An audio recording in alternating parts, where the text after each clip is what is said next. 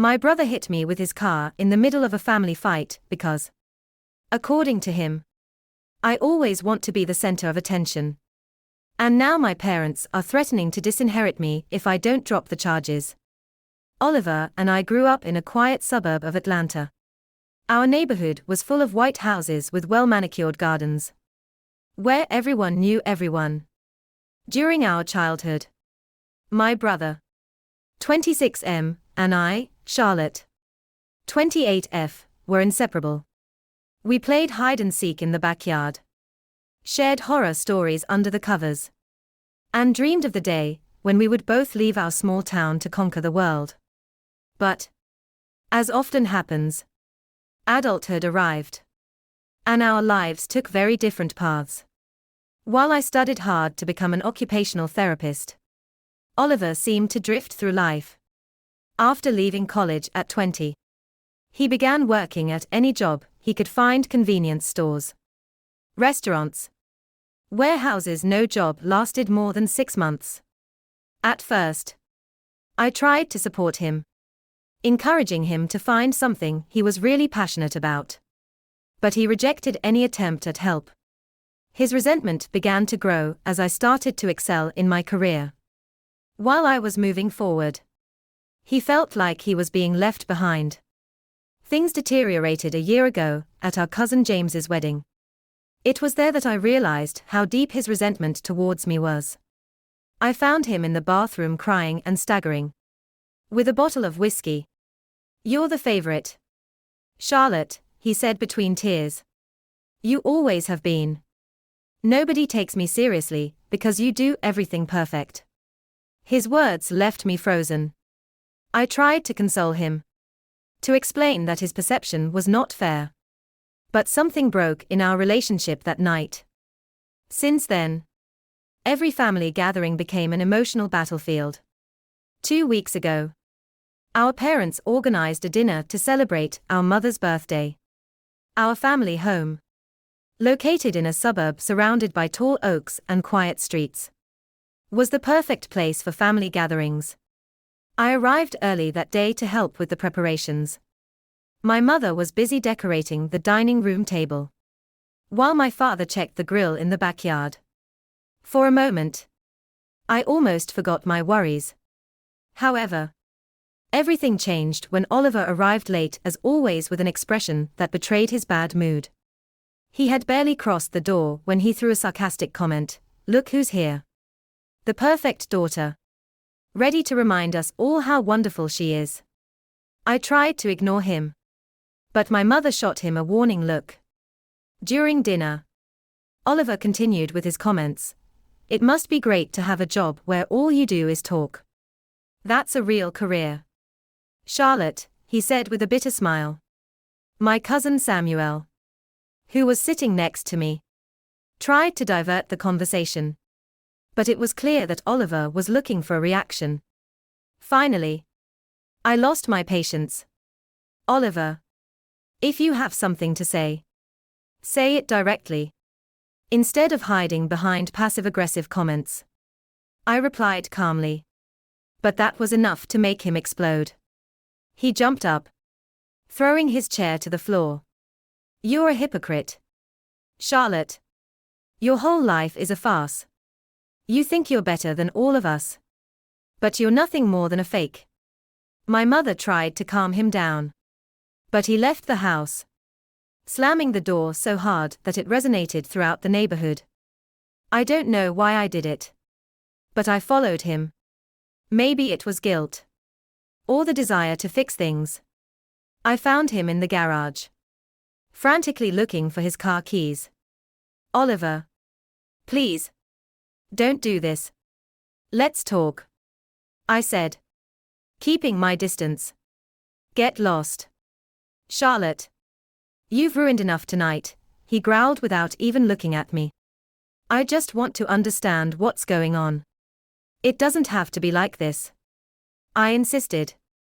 But he didn't want to listen. He started the engine of his car and put it in reverse. I thought he was just trying to scare me. But when he abruptly turned the wheel and accelerated towards me, I realized he was serious. The next thing was a blur. I felt the impact on my side. And then the coldness of the pavement. My whole body was burning with pain. And my mind was in a state of disbelief. My brother had actually hit me with his car. The lights in the house turned on. And I heard shouts and steps running towards me. My mother was the first to arrive. Her face a mixture of horror and despair. "Charlotte. Oh my God. Charlotte. Are you okay?" She tried to touch me. But it hurt too much. I think I can't move my leg," I managed to say between gasps. My whole body was shaking. And the pain was unbearable. Oliver was standing next to the car, with his hands on his head, muttering something unintelligible. My father arrived shortly after. And upon seeing the scene, he exploded with fury. "What the hell did you do, Oliver?" My cousin Samuel called 911. While some family members tried to calm my parents. While we waited for the ambulance, Oliver finally spoke. "It wasn't my intention. I didn't want to," but his words felt empty. How could he justify what he had just done? The ambulance ride to the hospital was a whirlwind of physical and emotional pain.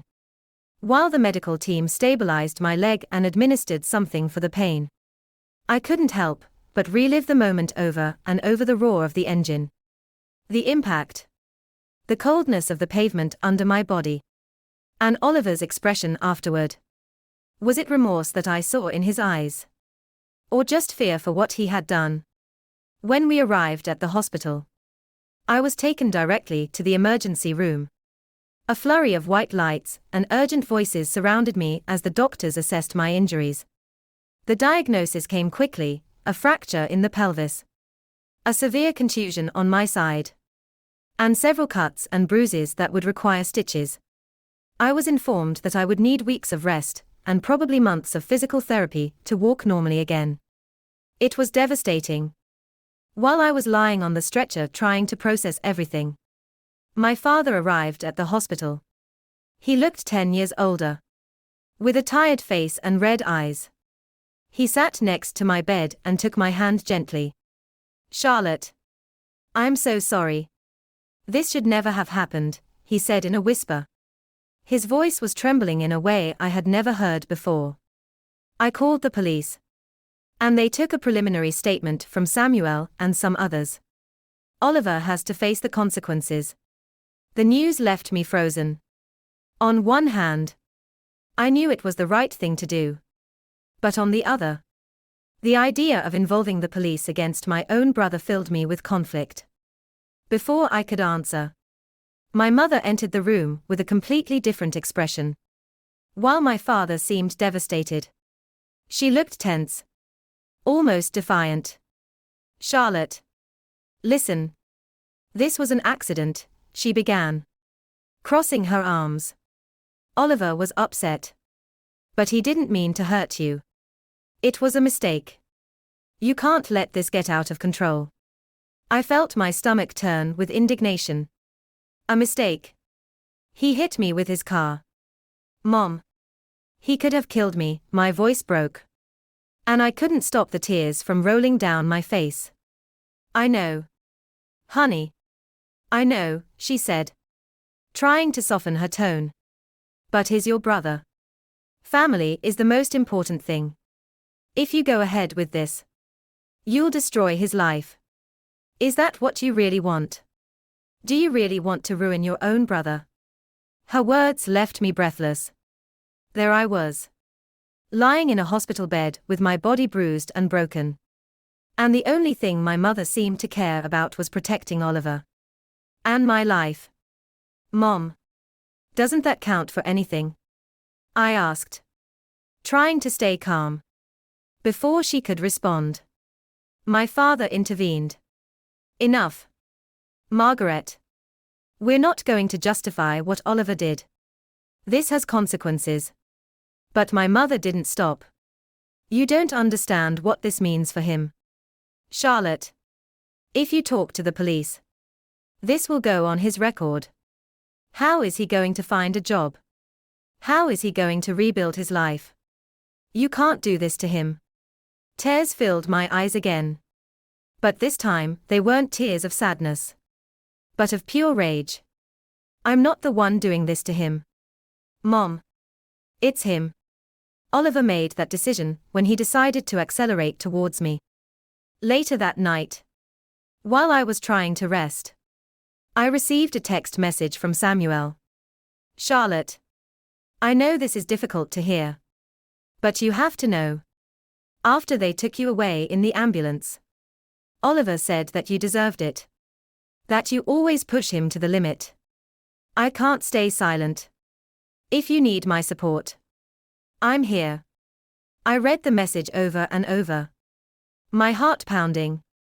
How could Oliver justify what he had done? Did he really believe that this was my fault? My mind was a mess.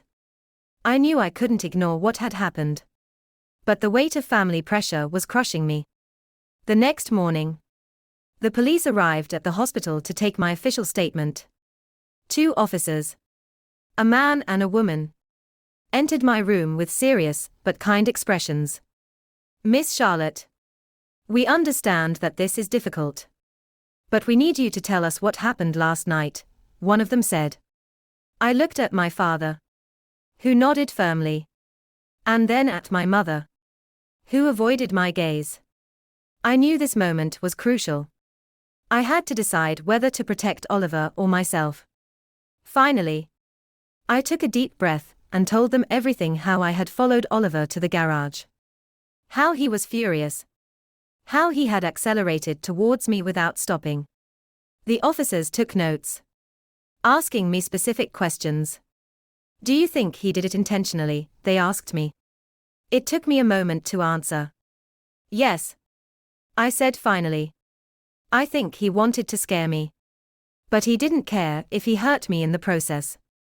When they left, my mother exploded.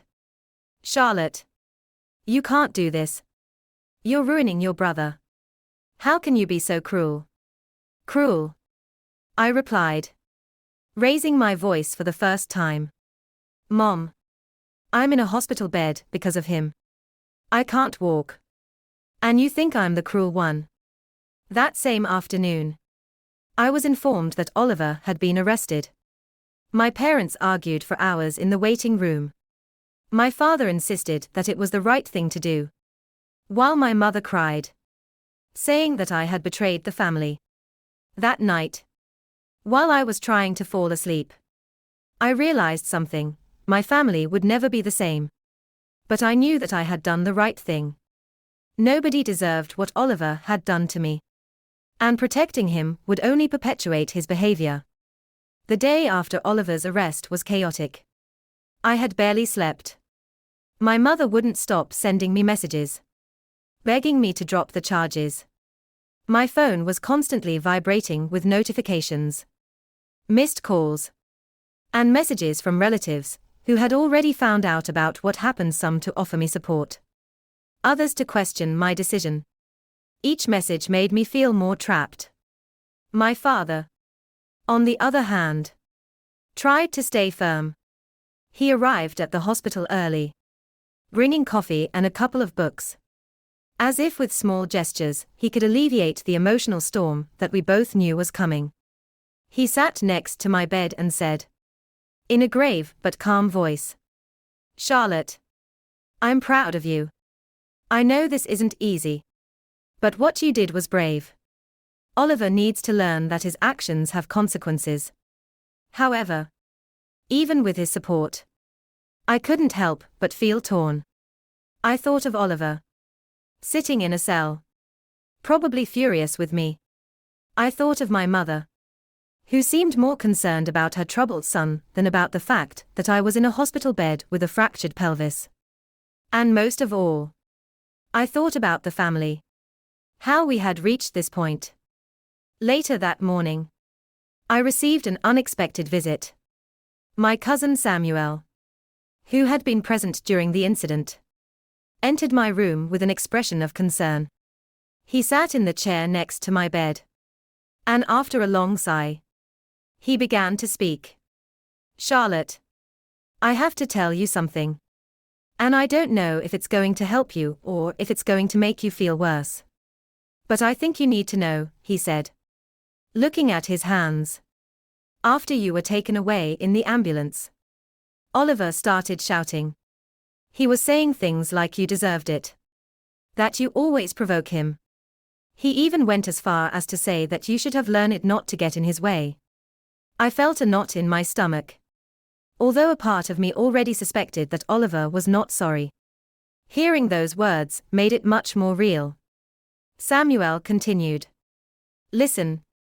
I completely support what you're doing. What he did is not okay. And he needs to understand that. If you need me to testify, or do anything, count on me. I thanked him for his support. Although I couldn't help but feel even more betrayed by Oliver. After Samuel left, I found myself alone in my room, facing an avalanche of emotions: rage, sadness, frustration, but also a strange feeling of clarity. As much as it hurt, I knew I couldn't back down. Oliver had crossed a line that shouldn't be ignored. That afternoon, my mother arrived at the hospital. She wasn't alone. She brought with her one of my aunts. A woman who had always been neutral in family conflicts. I thought that maybe they were coming to offer support. But it quickly became clear that they had other intentions. Charlotte. We need to talk, my mother said, sitting next to me with a serious expression.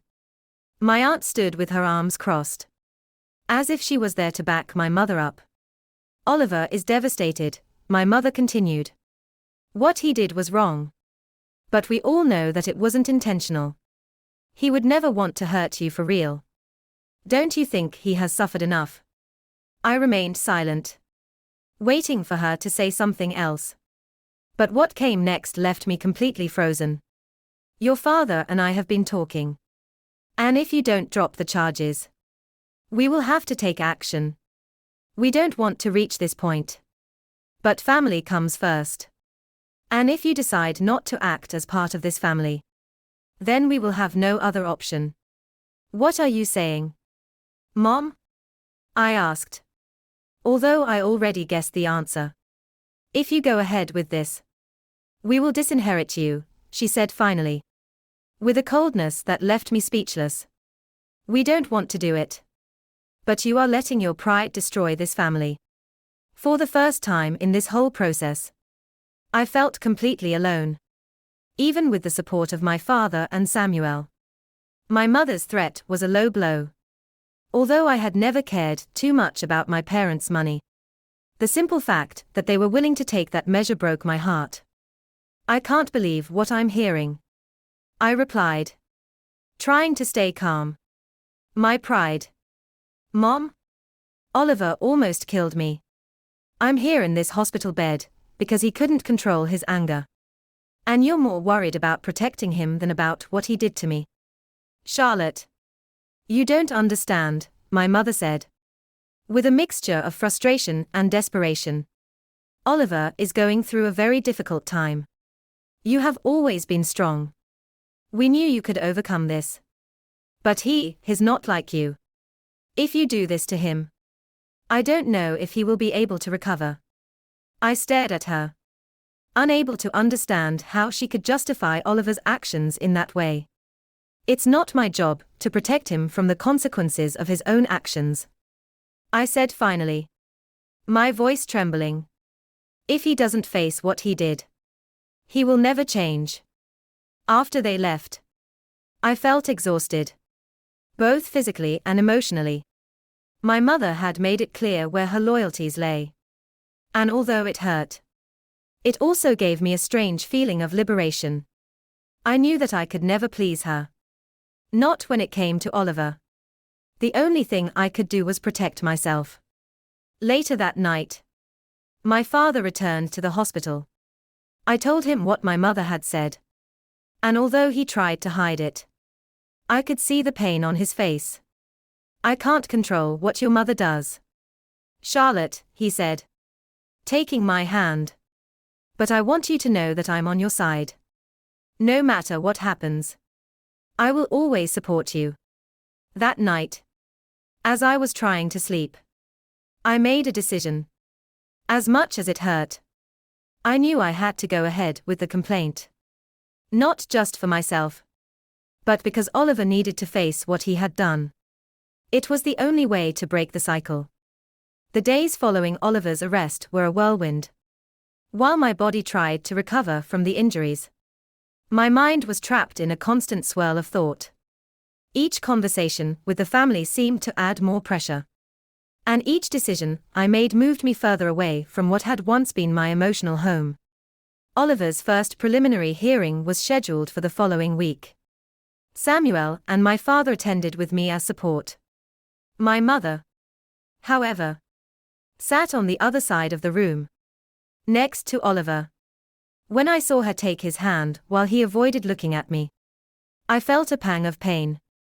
It seemed like a scene from a movie. Only there were no heroes in this story. Just a family falling apart. That morning, the prosecutor briefly laid out the charges: aggravated assault and reckless endangerment.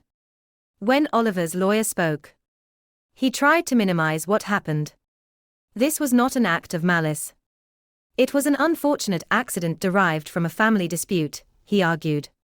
Hearing those words was like a slap in the face. An accident?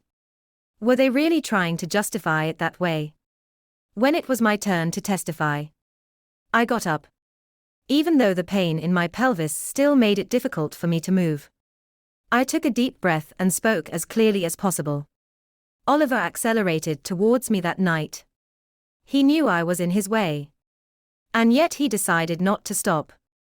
I can't say if he wanted to hurt me deliberately. But what I do know is that he did nothing to avoid it. What happened was not an accident. It was a decision. The judge listened attentively before ruling. Oliver was released on bail, but with restrictions. He could not approach me or communicate with me while the case was ongoing. My mother cried when the order was issued.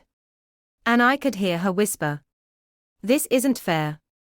That same afternoon, while I was returning from court in the car with my father, my phone began to vibrate again. This time, it was a message from my cousin Grace. "Charlotte, I have to tell you something. Your mother is calling everyone in the family, trying to convince them that you are exaggerating what happened. She's saying that you're just doing this to punish Oliver. I think you should know." I stared at the screen, incredulous. My mother was discrediting me in front of the entire family after everything that had happened.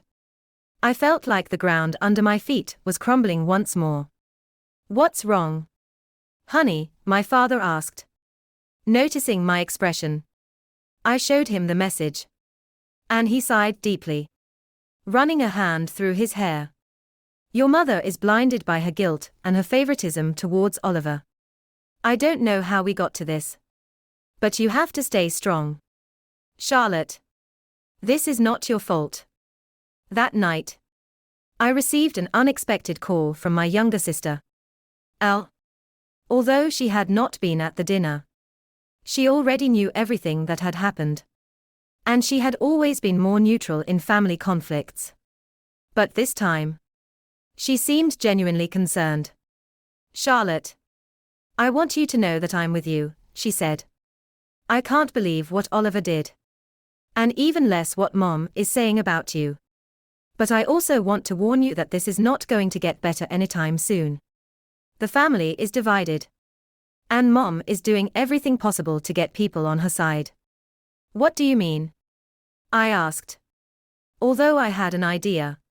"She's saying that you're exaggerating everything. That you're not really as hurt as you say. She's even suggesting that you provoked Oliver that night." I don't believe her. But other people might. I felt a knot in my stomach. I knew that my mother was willing to protect Oliver at all costs. But I never imagined that she would go so far. Elle continued. "Charlotte, you have to stay strong. I know this is difficult. But what you're doing is the right thing." The following days were hell. My mother organized a family meeting at my grandparents' house, where she tried to convince everyone that I should drop the charges against Oliver. My cousin Samuel, who attended the meeting, called me afterward to tell me what had happened. "Your mother was relentless," he said. "She said that the family is broken because of you. That if you really cared, you would find a way to resolve this without involving the police. But most of us don't agree with her. What Oliver did was wrong. And you have the right to seek justice." Although Samuel's words were comforting, they couldn't erase the pain of knowing that my own mother was leading a campaign against me. Every conversation with someone from the family was a reminder that, for many of them, I was the villain of this story. The last straw came a week later, when I received an unexpected visit at the hospital. It was Oliver. He was wearing casual clothes, but his face was marked by tension. "I shouldn't be here, but I need to talk to you," he said in a low, trembling voice. My first reaction was fear. Why was he here? What did he want? However, my curiosity outweighed my instinct to protect myself, and I told him to talk quickly. "Charlotte, I'm so sorry for what happened," he began. But his tone didn't sound genuine. "All of this got out of control. Mom says that we could fix this if you drop the charges. We could make everything go back to normal." I looked at him incredulously. "Normal? Hitting me with a car is normal for you, Oliver? Do you think I can forget everything that happened that night?" "It wasn't intentional," he replied, raising his voice. "I was upset. You always have to be the center of attention. You always have to be on top of me." Those words were confirmation of what I already knew. Oliver was not sorry. He just wanted to escape the consequences of his actions. "Get out of here, Oliver," I said finally, my voice firm. "I'm not going to give in. And you won't intimidate me again." Oliver shot me one last look of frustration before leaving, muttering something unintelligible. As I watched him go, I felt a mixture of fear and determination. For the first time in weeks, I knew with absolute certainty that I had made the right decision. After Oliver's visit, it became clear that my family was fractured in a way that maybe could never be repaired. Despite the threats and manipulations, I knew that I couldn't back down. My health, my safety, and my dignity could not be negotiated, even if that meant facing my entire family. Days later, while I was preparing for a follow-up medical appointment, my mother appeared at the hospital unannounced. She wasn't alone. She brought with her a lawyer, someone she had hired specifically to convince me to drop the charges against Oliver. The audacity of the gesture left me stunned. "Charlotte, listen," my mother began, while the lawyer took a seat in a corner. "This has gone too far. I know you're hurt, but we can't let this destroy Oliver. He's your brother. Please, let's do this as a family, like it always should have been." I felt tears welling up in my eyes. Not from sadness, but from pure frustration. "As a family," I repeated, almost laughing bitterly. What part of this has been as a family? Since this happened, all I've received is blame and pressure. "Mom, I'm in this bed because he decided that his anger was more important than my life." The lawyer tried to intervene, suggesting that we could reach an agreement outside of court. But I interrupted him before he could continue. "I'm not interested in agreements. This is not just about me. It's about Oliver needing to understand that what he did has consequences." My mother burst into tears, covering her face with her hands. But instead of feeling compassion, I felt firmer than ever.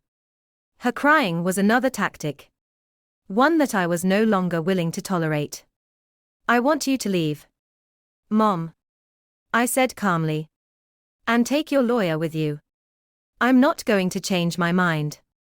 That night, While I was trying to rest, I received a call from Elle. Her voice sounded nervous, but also full of determination. Charlotte, there's something I need to tell you. I've been silent for too long. But I can't keep watching as Mom blames you for everything. What do you mean? I asked, feeling a mixture of curiosity and apprehension. Oliver has always been Mom's favorite. We know that. But what you don't know is that she has been paying off his debts for years: credit cards, personal loans, even a couple of speeding tickets. That's why she's so desperate to protect him. She's afraid that if this comes to light, the whole family will know how much she has been covering for him. Elle's words landed like a weight on my chest. Everything was beginning to fit together: my mother's insistence, her attempts to discredit me, even the family meeting. All of it was part of an effort to save Oliver from facing the consequences and, in the process, protect her own image. Thank you for telling me this, Elle, I replied, although my mind was already somewhere else. I needed to process this new information and decide what to do with it. The main hearing arrived weeks later. This time, the courtroom was full of familiar faces: cousins, uncles, even some close family friends. Oliver showed up with my mother by his side, while my father sat with me. The atmosphere was tense, almost unbearable. When I took the stand, I felt stronger than I expected. I recounted what had happened with clarity and precision, letting the facts speak for themselves. Oliver's defense tried to paint the incident as an unfortunate accident caused by stress and alcohol. But the testimonies of Samuel and other witnesses made it clear that it had been something more: an act of anger and negligence. The judge, after listening to all the arguments, ruled that Oliver was guilty of reckless endangerment. He was sentenced to probation, mandatory anger management therapy, and was ordered to stay away from me for at least 3 years. It wasn't a severe sentence, but it was enough to send a message: his actions had consequences. After the hearing, my mother approached me in the parking lot. Her face was hardened, and her words were sharp. I hope you're satisfied. You've destroyed this family. I looked her directly in the eyes and replied calmly but firmly, I wasn't the one who destroyed this family, Mom. It was Oliver. And it was your choice to protect him instead of supporting me. She walked away without saying another word. My father, who had been watching from a distance, approached and put a hand on my shoulder. I'm proud of you, Charlotte. No matter what others say, you did the right thing. Months have passed since then. My recovery has been slow but steady, both physically and emotionally. My relationship with my mother remains broken, and although it hurts, I have learned to accept that I cannot change her. Oliver, for his part, has complied with the conditions of his sentence. But we haven't spoken since the incident. The family is still divided, and probably will be for a long time. But I have found solace in the people who truly supported me: my father, Elle, Samuel, and some others who saw the truth and stayed by my side.